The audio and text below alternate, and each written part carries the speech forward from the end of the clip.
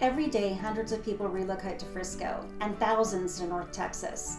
And we've helped a lot of them in finding the perfect home for them. Because of that, we've discovered that there are a lot of factors to consider when you're thinking about relocating and purchasing a home in Frisco, Texas. In this video, I'm going to show you 10 blunders to avoid when you're thinking of relocating or purchasing your home here in Frisco. And we're going to start right now.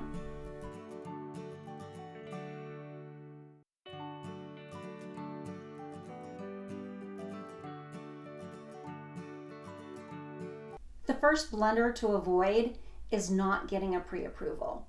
I think that is the most important step you have when you're going to start your search for a new home. My daughter makes fun of me because she says I always say it. I'm going to show y'all what she does. And I have literally the best daughter on the planet. What do y'all think? I don't know. Get your pre-approval. Step number 1. Have you heard that a few times? Like 9 out of your 10 videos. The reason it's so important to get your pre-approval is so that you know how much you can actually afford.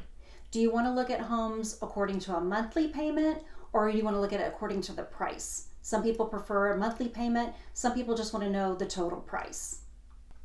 This helps so that you don't look at homes that you can't afford, or even the opposite. I've had a lot of clients that qualify for a lot more, but they don't want that monthly payment. So they're looking at homes a little bit below what they qualify for so that they can have their monthly payment just a little bit more manageable. Your lender can help with that because they can help figure in the cost of HOA and taxes so that you can get a more accurate look at what your monthly payment is going to be. And it's important for your lender to do that because sometimes if the taxes are much higher, that can bump you out of an area that you wanted to look in. So you'll know ahead of time so you don't fall in love with a home and then find out it's more than you can afford to spend or it's more than you want to spend. And you may want to talk to a few lenders to get that pre-approval. Kind of shop around a little bit and also find the one that you have the best relationship with. The next thing is buying your home on an emotional decision. We've all done that. You get stars in your eyes, you go and look at this house and you're thinking, this is the perfect home, I want this home. And you're going to do whatever you can to make that possible. But when you do this, you're not looking at any of the negatives of the home. And it's really important that you look at all the different aspects when you're looking at homes. You know, look at everything positive, but you also need to open up your eyes to anything that may be negative. Maybe it has maintenance issues that you're going to have to look into. Maybe it has serious issues that will take you right out of that house. You don't even want to look at it anymore. So you want to look at everything when you're thinking about the home. You want to look at the location, the price, and the condition of the home. So don't get too many stars in your eyes so you forget to look at all that stuff. The next thing is the home inspection. Home inspection is super important. This is true even if you're buying a new home, because even on a new home, the home inspector will find something wrong with the home. It is going to happen. And that's their job. Their job is to find things that are wrong with the home so it can help you know ahead of time issues that you may run into if you purchase the home.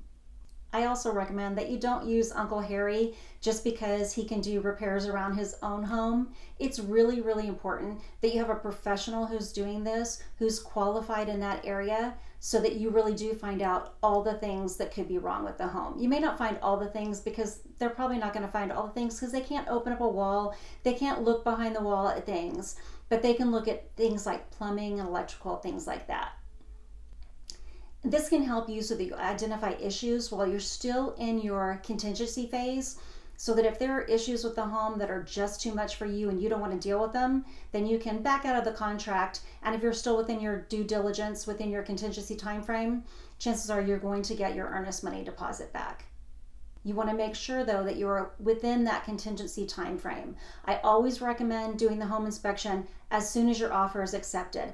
That way you get it scheduled quickly, you know quickly if there are any major red flags on the home that would make you want to withdraw your offer. Make sure when you get the home inspection back that you really, really, really review that report. I have some clients that just say, oh, well, no, I'm just going to take his word for it. But it really is important because usually after the home inspection, the home inspector highlights some of the things that he found when he was doing the inspection. but the report is going to have a lot of material in it. So it's really important that you review it. I also go over the home inspection and I look at things and I kind of highlight things so that I'll bring them to your attention as well. If you have questions about the home inspection, make sure you talk to the home inspector. They are more than willing to answer any questions, even after the home inspection, even after you've been in the home like a year. Maybe you go back and look at the inspection and you're like, oh, I don't remember this. You can call them back and they will still help you out. And most inspectors will let you know if it's something that needs immediate repairs or if it's just a maintenance issue that you just need to keep your eye on. The next thing is not understanding the true cost of home ownership. It's really easy if you've been renting for a while and you haven't had to look at any of those costs to just overlook them and not even think about it when you're purchasing a home. So your price, that's only part of the home. You've got taxes, so you've got your property taxes. And in Frisco, they could be a little high depending on what area you're going to buy in. You have your homeowner's insurance, which is going to add on. You have the maintenance of the home. So you have just daily maintenance of things. You have yearly maintenance. You have, maybe every 5 years you're going to look at certain things. So you need to make sure that you're okay with doing those items when you purchase the home. You want to look at utilities. Maybe you're renting a small home and you're going to purchase a home, maybe 3,000 square feet. So you need to look at that and think, okay, utilities are going to be a little bit more. Maybe walk around, even talk to neighbors. I've had clients do that before and ask them, what's your average electric bill? What's your average gas bill? Also, it's a good thing to ask the seller that. The seller is usually more than happy to tell you, okay, ours runs from this to this. If they work out of the home, they tell you that because maybe theirs is a little higher because they have the electricity going all day long because somebody's actually in the home. And look at your budget. So make sure that these costs of home ownership, so the true cost, are within your budget so that you make sure you're comfortable with the purchase price of the home you're buying. Another mistake that some people make is not working with a buyer's agent. Remember, the seller's agent works for the seller. So their fiduciary responsibility is to the seller, not the buyer. So you want someone that's going to look out for your interests when you're purchasing the home. The buyer's agent also stays on top of all the time frames that are in the contract. That's really important because a lot of people don't understand how critical those time frames are and that you need to stay within those time frames so that you stay in contract. I think it also helps to relieve a little bit of stress. It's stressful when you're purchasing a home. So if you're trying to think about all the other things that go with it, you can get very overwhelmed. So having a buyer's agent, they can help relieve a little bit of that stress. There's so many moving parts when you're purchasing a home. So it's nice to have somebody that knows what these different parts are that can help educate you on them so that you can get through this transaction. The next thing is not researching the neighborhood that you want to buy in. In the last video, we talked about this a lot. That's really important. You need to look at location. You want to look at activity in the neighborhood. You want to think about safety in the neighborhood, the schools in the neighborhood, the amenities that that particular community has. Maybe you want to find out if it's close to shopping, if you can park your car on the street. Do you have to park it in the driveway? Is there an HOA? Is there not an HOA? So there's a lot of factors to consider when you're choosing the neighborhood. So it's important that you research the neighborhood ahead of time so that you don't make that mistake. The next thing is making big purchases before you close. That is a big, big no-no. So make sure you're not going to take out new loans on anything. Don't buy a new car. I've had clients before that went out and bought like a Beamer and then their debt to income ratio changed. And so that can really affect your loan. If you're thinking of putting new flooring in your home, don't go out and purchase it before you close on the loan because that could affect your loan. So make sure, I had a client one time, they went out and bought the flooring because they wanted to have it sit in the home so that it could acclimate. And that really threw off their whole debt to income ratio because they put it on a credit card. They didn't just pay cash for it. So it's not like going out and buying your groceries, because I have a client one time that got really scared and they were like, should we not buy our groceries? Do we not get gas? No. Everyday things are okay. We're talking about big purchases that you're going to make, cars, getting loans on different things. Those are the things that you do not want to do when you're getting your loan and before you close. If you don't know, if you're thinking, is it okay if I go buy this? Maybe I shouldn't. Ask your lender, because they're going to tell you if it's okay. If they're going to say, no, wait until we close, it's better that you wait till we close on the loan. The next thing is focusing too much on cosmetic features. It's really easy to get caught up in things like that. Paint color, flooring, those are easy things to change. What you really want to look at is you want to look at structural things. Is the structure of the home good? Is it sound? Is it safe? And you definitely want to find a house that fits your style, and you want it to look good as well. That's very understandable. You really want to prioritize your list of wants versus needs. Remember that a lot of the cosmetic changes can be made after you buy the home, little by little. Paint, flooring, things like that, even countertops in your kitchen. Those are things that are cosmetic features that you can change after you close on your home. Remember, you really need to focus on structural issues and major repairs, because these can be really costly and time consuming. The next thing is not doing a final walkthrough. The final walkthrough is so important. This is your last chance to go and look through the home and walk through it before you're closing. You want to look and see, were all the repairs you requested, were they completed? Do you have repairs for the receipts that were completed, if that's what you asked for when you wrote the contract on the home? So the home needs to be in the same condition as the date you put the offer in, or better condition as of the date you put the offer in. So you're going to go through and look through on this walkthrough. You're going to look at the repairs, and you're also going to look and make sure like there's no new holes in the walls anywhere. There's no, stains on the ceiling that weren't there when you were there previously. Those are the things you would have to address before you closed on it. So this is the importance of the final walkthrough. The final walkthrough is not a time to look though and say, oh, I think I'm going to ask for this to be repaired and this to be repaired and this to be repaired. That's not the time to do that, because you've already gone through that time frame. You've gone through that contingency time frame. So you can't go back now and start asking for new repairs.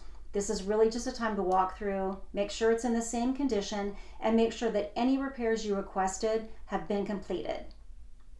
And the last thing that people make a mistake on is not thinking about the resale value of their home. You want to find a home that's going to fit your wants and needs, that's going to fit you, that's going to be your personal style. So you've made your list of wants and needs, but you also need to think about resale. Now, if you're thinking you're going to stay in your home 20, 25 years, you're probably okay. But if you're thinking you're only going to stay in it for 5 years, then you want to make sure that the location of the home is good, the size of the home, and the condition of the home are all good, so that when you're ready to sell it, you have a better opportunity to get the best price for your home. Now, I'm not saying that when you live in the home that you're not going to do things that you prefer. Maybe you're going to like a certain paint color or certain, granite on your countertops. You're going to be living in the home, so make sure you want it personalized to you. But you do want to think about resale factors in the future. If it's color of the paint on the walls, easy fix. Flooring, also an easy fix. Those are small things, but you do want to think about location and the condition of the home. Very important. Now let's take a quick look and just review real quickly the top 10 things that a lot of people don't think about when they go to purchase their home. The first thing was not getting a pre-approval. Make sure you do it. Just make sure you do it. The next thing is purchasing your home based purely on your emotional decision. The next thing was not having a home inspection and not reviewing the report once you get the home inspection back. The next thing was make sure you understand the true cost of home ownership. It can add up. It really can. The next thing was not working with the buyer's agent. Remember, the listing agent is working for the seller. So they're looking out for the seller's best needs, not your best interests. Next thing was not researching the neighborhood. Make sure you're driving by several times during the day so you can see what the neighborhood is like at different times. Checking HOA, all those things. Next thing was making a big purchase before you close. Just don't do it. No, don't do it. Don't do it. If you're thinking about it, ask your lender if it's an okay purchase to make, or if they want you to wait until after you close on your loan. The next thing was focusing too much on the cosmetic features. Remember, those things can be changed. You want to focus on structural things and any major repairs. The next thing was putting off the final walkthrough. That's one of the most important parts in the whole transaction. So make sure you do your final walkthrough. And the last thing we talked about was make sure you're thinking about the resale value of the new home that you're purchasing. So look at the condition of the home and location, important things that you need to look at when you're going to buy your next home in Frisco. Make sure you reach out to me so I can help you avoid these mistakes that a lot of people make when they're purchasing their home. You can call me, email me, text me, Zoom, whatever it is. Get a hold of me and I'd be more than happy to help you out. Thanks so much for watching my video, and I'll see you next time.